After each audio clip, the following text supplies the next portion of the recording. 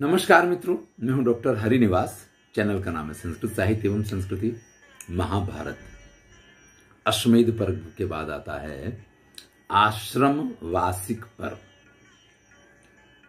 जन्मेजय ये कथा वैशंपायन के पास से सुन रहे हैं, तो उन्होंने वही प्रश्न पूछा, एक हमारे श्रोता ने जो पूछा था कि जब महाराज युधिष्ठिर समस्त पृथ्वी के राजा हो गए तो धृतराष्ट्र के साथ उनका क्या व्यवहार रहता था। तब वैशंपायन कहते हैं कि राष्ट्र यज्ञ करके जिस विशाल पृथ्वी को प्राप्त किया था, महाभारत के युद्ध में सब राजा मर गए, फिर जिस पृथ्वी के वो स्वामी हुए, उस पृथ्वी को अश्वमेध यज्ञ करके, और अर्जुन उस अश्व को लेकर के पूरे भारत का भ्रमण करके आते हैं, नैसर्गिक रूप से सब उनकी सत्ता का स्वीकार करें। इस प्रकार से महाराज युधिष्ठिर ने अपने वश में किया है। धृतराष्ट्रम पुरस्कृत्य पृथ्वी परिपालयन्, धृतराष्ट्र को आगे रख के ही वो हमेशा इस पृथ्वी का पालन करते हैं। अब देखिए, प्रारंभिक प्रक्रिया तो ऐसी ही होती है। महर्षि वेदव्यास ने भी आज्ञा उनको दी थी कि धृतराष्ट्र का हमेशा ख्याल रखना है। तो यहां कहते हैं कि धृतराष्ट्रम उपातिष्ठत विदुरः संजय तथा, विदुर, संजय, वेश्यापुत्र जो युयुत्सु हैं, धृतराष्ट्र के स्वयं के पुत्र हैं, वो स्वयं कृपाचार्य जो युद्ध में से बच गए थे, ये सब लोग तो हमेशा धृतराष्ट्र के साथ ही रहते हैं। लेकिन पांडव भी पांडवा सर्वकार्याणि समपृच्छन्ति स्म तं नृपम्, पांडव भी कोई भी कार्य करना हो हमेशा उनकी सम्मति लिया करते हैं, और जब वो आज्ञा दें या जिस प्रकार से आज्ञा दें उसी प्रकार से उन कार्यों को किया जाता है। इस प्रकार से होते होते 15 साल बीत गए। चक्रुस्तेनाभ्यनुज्ञाता वर्षाणि 10 पंचचा, 15 साल इसी प्रकार से चले गए हैं। सदा ही गत्वा ते वीरा पर्युपासन्त तं नृपम्, हमेशा सभी पांडव कोई भी कार्य करना हो उनके पास जाते हैं, उनकी अनुमति लेते हैं, उनको प्रणाम करते हैं, उनकी सम्मति लेते हैं। इधर जो कुंती है वो हमेशा गांधारी का ख्याल रखती है, और खाली कुंती क्यों, द्रौपदी, सुभद्राचा, याश्चान्या पांडव स्त्रियां, पांडवों की जो दूसरी पत्नियां हैं वो भी सब। जब आप द्रौपदी और सुभद्रा की बात करते तो यहां तो सिर्फ अर्जुन की पत्नियों की बात हुई। अब तो उलुपी भी यहां रहती है, चित्रांगदा भी यहां रहती है, जो मगध देश की राजकुमारी है, जो चेदी देश की राजकुमारी है, मतलब भीम की पत्नी है, और नकुल सहदेव की भी जो द्रौपदी के अलावा दूसरी पत्नियां हैं, सभी लोग अत्यंत इनका ख्याल करते हैं। शयनानि महाराणी वासांस आभरणानि चा, चाहे वो उनके सोने की व्यवस्था हो, चाहे उनके रहने की व्यवस्था हो, चाहे उनके वस्त्रों की व्यवस्था हो, चाहे उनके आभूषणों की, खान पान की व्यवस्था हो, हर चीज का ख्याल रखा जाता है। किसी भी चीज में उनको किसी भी प्रकार की मुश्किल नहीं होनी चाहिए। जो धर्मयुक्त कार्य जैसे उनको करने हैं, विदुर को आज्ञा दी जाती है, वो सारे कार्य उसी प्रकार से किए जाते हैं, और ये उनका अधिकार है कि वो जो चाहें, जो निर्णय जिस प्रकार से लें, वो निर्णय अंतिम माना जाएगा। आक्रोत बंध मोक्षम चा, अरे जो बंदी बनाया गया उसको छोड़ देना, ये भी उनके अधिकार में है। और जिनको मृत्युदंड दिया हो उनको भी मुक्त कर देना, ये भी अधिकार उनके पास थे। यानी उनकी अगर इच्छा है तो किसी को मृत्युदंड भी मिल सकता है, या किसी को राजा ने मृत्युदंड दे दिया हो, फिर भी राष्ट्रपति की तरह याचिका गई, और अगर उन्होंने मंजूर कर दी तो उस व्यक्ति को उसमें से मुक्ति मिल जाया करे। इस प्रकार की पूरी व्यवस्था या इस प्रकार के पूरे अधिकार वो उनके पास है। महाराज युधिष्ठिर की आज्ञा है, और इस बात की वजह से उनकी हर बात का ख्याल रखा जाता है। सभी पांडव भी हर बार उनका ख्याल रखते हैं। सविशेष अवर्तन्ते भीम में कम तदा बिना, लेकिन एक भीमसेन ऐसे हैं जिनको महाराज युधिष्ठिर की यह आज्ञा बहुत अच्छी नहीं लगती है। लेकिन मुश्किल यह है, महाराज युधिष्ठिर ने यह कह रखा है निदेशे धृतराष्ट्रस्य यह तिष्ठति समे सुहृद। महाराज धृतराष्ट्र की आज्ञा का जो पालन करेगा वह मेरा मित्र है। विपरीतस्य मे शत्रु नियम्यश्च भवेन्न। और अगर कोई महाराज धृतराष्ट्र का विपरीत आचरण करता है, उनको बुरा लगता है, ऐसा कोई कार्य अगर कोई करता है, तो वो मेरा सबसे बड़ा शत्रु होगा और वो दंड का भागीदार होगा। अब पहले से जब ये विधान बना दिया गया हो तो भैया सबको सत्ता का स्वीकार तो करना पड़ेगा। भीम को तो अपनी जिंदगी में बहुत सी युधिष्ठिर की बातें ऐसी लगी हैं कि जिससे उनको हमेशा आंतरिक पीड़ा हुई है, लेकिन फिर भी वो हमेशा युधिष्ठिर की आज्ञा में रहे। इसी प्रकार से पांडव हमेशा उनके प्रति आदर की भावना रखते हैं। इधर गांधारी को भी जो सुख इनके पास से मिल रहा है, अगर कल्पना की जाए तो संभवतः ये सुख कभी अपने पुत्रों ने उनको नहीं दिया होगा। न ताम प्रीतिम परामाप पुत्रेभ्यः सा कुरुद्वः याम प्रीतिम पांडुपुत्रेभ्यः सदा वाप नराधिपः। यहां पे तो ये कहा गया है कि जितना प्रेम पांडवों के पास से धृतराष्ट्र और गांधारी को मिला, इतना प्रेम तो कभी अपने पुत्रों के पास से भी उनको नहीं मिला होगा। देखिए, ये तो एक स्वाभाविक प्रक्रिया है। अगर पुत्र को पुत्र हो जाए, आपकी आज्ञा का पालन ना करता हो, तो फिर वो आपको सुख तो नहीं ही देता है। ये बात अलग है कि आप उसकी संतुष्टि में अपने सुख को ढूंढ लें और आप उसके साथ संतुष्ट बने रहें, सुखी बने रहें, वो एक अलग बात है। लेकिन जो वास्तविक संतान का सुख है वो तो सुपुत्र ही दे सकता है आपको। अब अगर अपना पुत्र नहीं है, धृतराष्ट्र जैसा पिता युधिष्ठिर को अगर अपना पुत्र मान ले, तो वही सुख वो प्राप्त कर सकते हैं। अब यहां यही लिखा है कि धृतराष्ट्र को मानसिक तौर पे जिस आनंद की प्राप्ति युधिष्ठिर ने करवाई, संभवतः वो कभी भी उनको अपने पुत्रों के पास से भी नहीं मिलेगी। यच्च किंचित तदा पापम धृतराष्ट्र सुतैः कृतम्। युधिष्ठिर हमेशा इस चीज का ख्याल करते हैं कि कभी कोई ये बात याद ना कराए या ये बात किसी प्रकार से सामने नहीं आनी चाहिए कि इन धृतराष्ट्र के पुत्रों ने पांडवों के साथ क्या क्या दुर्व्यवहार किए थे, और फिर भी पांडव किस प्रकार से धृतराष्ट्र का ख्याल रखते हैं। और अगर भूल से भी कोई ये बात कह दे तो दंड का भागीदार बनेगा।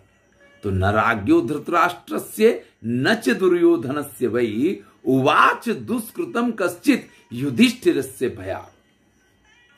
युधिष्ठिर के भय के कारण न तो कभी कोई ये कह सकता है ये वही महाराज धृतराष्ट्र हैं जिन्होंने इन पांडवों को इनका अधिकार नहीं दिया था, और देखो ये पांडव कितना इनका आदर सम्मान करते हैं। ना कभी दुर्योधन की कोई बुराई कर सकता है।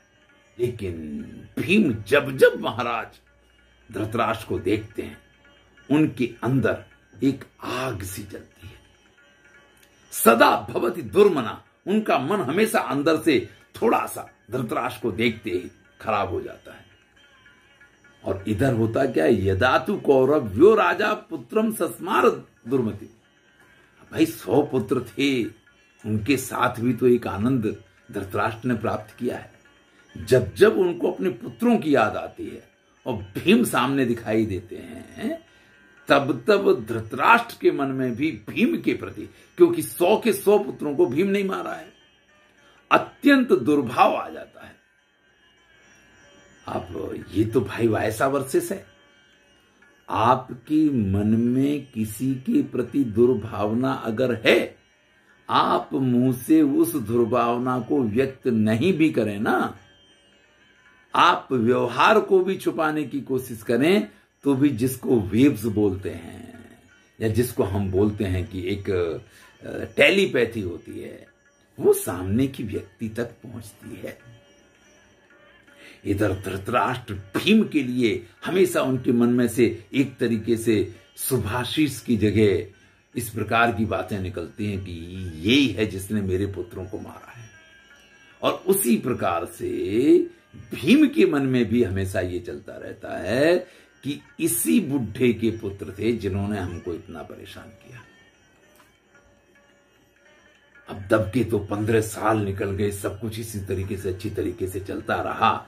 लेकिन जब कभी ये बड़े तीव्र वेव भीम के पास पहुंचे होंगे धृतराष्ट्र के, या भीम के धृतराष्ट्र के पास पहुंचे होंगे, तो फिर जो घटनाक्रम बना उसका वर्णन करते हुए कहते हैं, अथ भीमा सुरन मध्य बाहु शब्दम तदा करोत। एक दिन की बात है कि महाराज धृतराष्ट्र कहीं होंगे, उनको सुनाई दे, भाई देखते तो वो है ही नहीं, उनको सुनाई देना चाहिए, तो उनको सुनाई दे इस प्रकार से अपने मित्रों के बीच में उपस्थित होकर के भीम ने अपनी भुजाओं को जोर से ठोका कि यही वो भुजाएं हैं जिसने दुर्योधन और उसके 100 भाइयों को मसल के रख दिया। इमौ तो परिघ प्रख्यौ भुजौ में दुरासदौ।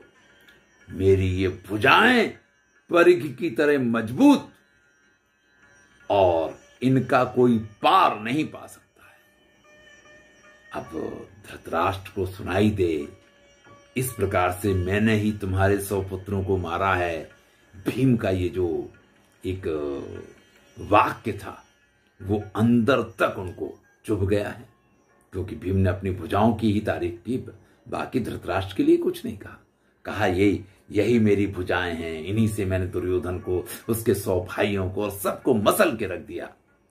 ता विमौ चंदने नाक्तो, चंदन से इनको सुशोभित करना चाहिए, है चंदनारौ चमे भुजो, जिनका चंदन से लेपन करके जिनको सुसज्जित करना चाहिए। याभ्याम दुर्योधनो नीता क्षयम ससुत बांधवा, जिन्होंने दुर्योधन को उसके बंधु बांधवों के साथ मृत्युलोक पहुंचा दिया। अब जब भीमसेन की ये बात सुनी, भ्रकोदरस्य तावाचा श्रुत्वा निर्वेद मागत, अब तो धृतराष्ट्र को बड़ा बुरा लगा।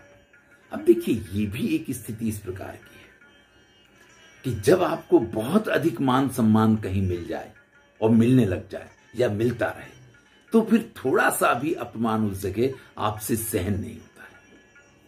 या तो थोड़ा कुछ इनके साथ चलता रहता ना, तो वो सब चीजें स्वाभाविक लगती हैं कि भाई हमें इसी के साथ जीना है। महाकवि भास ने कहा है, सुखात तु यो याति नरो दरिद्रताम धृतः शरीरेण मृतः सजीवति। जब व्यक्ति को सुख के बाद दुख मिलते हैं तब उसको बड़ी पीड़ा होती है। यहां धृतराष्ट्र को भी युधिष्ठिर ने इतना ज्यादा मान पान सम्मान दे के रखा है कि भीम की कही हुई ये एक बात उनको इतनी चुभ जाती है कि ततः 15 वर्षे समतीते नराधिपा। इस प्रकार से 15 साल बीतने के बाद महाराज धृतराष्ट्र को निर्वेद मापे दे भीम बाण वाग पीड़िता, भीम के वाग बाणों से पीड़ित होकर के निर्वेद उत्पन्न हो गया, उनको ग्लानि होने लगी। नान बुद्ध्यत्तर राजा कुंती पुत्रो युधिष्ठिरा। लेकिन ये जो कुछ हुआ युधिष्ठिर को इसके बारे में खबर भी नहीं लगी। और सिर्फ युधिष्ठिर को नहीं, श्वेताश्रो वाथ कुंती वा द्रौपदी वा यमा विवो, न तो नकुल सहदेव को, ना श्वेताश्व यानी अर्जुन को, ना कुंती को, ना द्रौपदी को, किसी को भी ये पता नहीं चला कि भीम ने ये कौन सा ऐसा बाण चला दिया जिसकी वजह से धृतराष्ट्र को इतना बुरा लग गया है। अब एक दिन की बात है, सभी लोगों की उपस्थिति में महाराज धृतराष्ट्र ने युधिष्ठिर को ये कहा कि भाई बहुत साल तक मैं आपके पास रहा हूं और मेरे दुष्ट पुत्रों ने जो कुछ किया वो सब मेरी अनुमति से ही किया है। ऐसे में मुझे ये लगता है कि ये जो कुछ आप लोगों के साथ हुआ था, जो भी दुर्व्यवहार हुए थे, उन सब का कारण मैं हूं। मुझे श्री कृष्ण ने समझाया, गुरु द्रोणाचार्य ने समझाया, विदुर ने समझाया, पितामह भीष्म ने समझाया, कृपाचार्य ने समझाया, सबने मुझे समझाया, लेकिन मैंने किसी की बात को स्वीकार नहीं किया और मैंने हमेशा अपने पुत्रों को गलत मार्ग पे चलने के लिए प्रेरित किया। आज जब 15 साल बीत गए हैं, विशेष तस्य पश्यामि वर्षे पंचदशे द्यवई अस्य पापस्य शुद्ध्यर्थम नियम तो अस्मि दुर्मति। आज मुझे इस चीज का एहसास हो रहा है कि मुझे उसका प्रायश्चित करना चाहिए, और उस प्रायश्चित को करने के लिए आवश्यक है कि मैं वन में जाऊं और वन में जाकर के तपस्या करूं।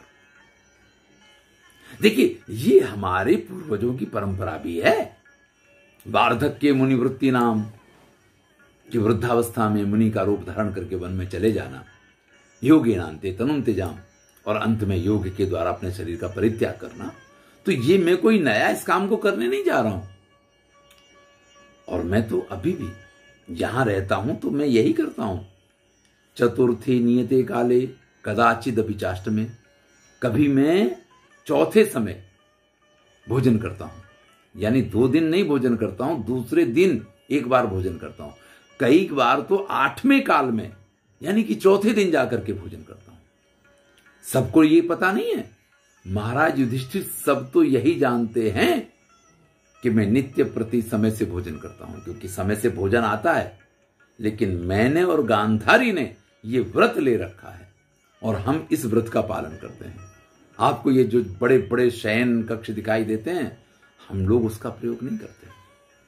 अब 15 वर्ष बीतने के बाद से हम लोगों ने कुश के आसन पे सोना शुरू कर दिया है, और दूसरे दिन कभी चौथे दिन इस प्रकार से हम भोजन करते हैं। इसलिए अब ये जो कुछ हम यहां कर रहे हैं, यहां करना ये हमारे लिए बड़ा दुखकर है, बड़ा कठिन है, क्योंकि सबसे छुपा छुपा के ये सब कुछ करना पड़ता है। तो हम चाहते हैं कि हम अपने पापों का प्रायश्चित कर पाएं, और इसके लिए आवश्यक है कि आप हमें वन में जाने की अनुमति दीजिए। चलिए, अब आगे क्या होता है ये हम अगले वीडियो में सुनेंगे। मैं हूं डॉक्टर हरिनिवास। चैनल का नाम है संस्कृत साहित्य एवं संस्कृति महाभारत है भैया। यहां जीवन की हर वो कथा मिलेगी जिसकी आपने कल्पना की हो या ना भी की हो। आनंद लीजिए, मित्रों के साथ शेयर आपको करना है। धन्यवाद।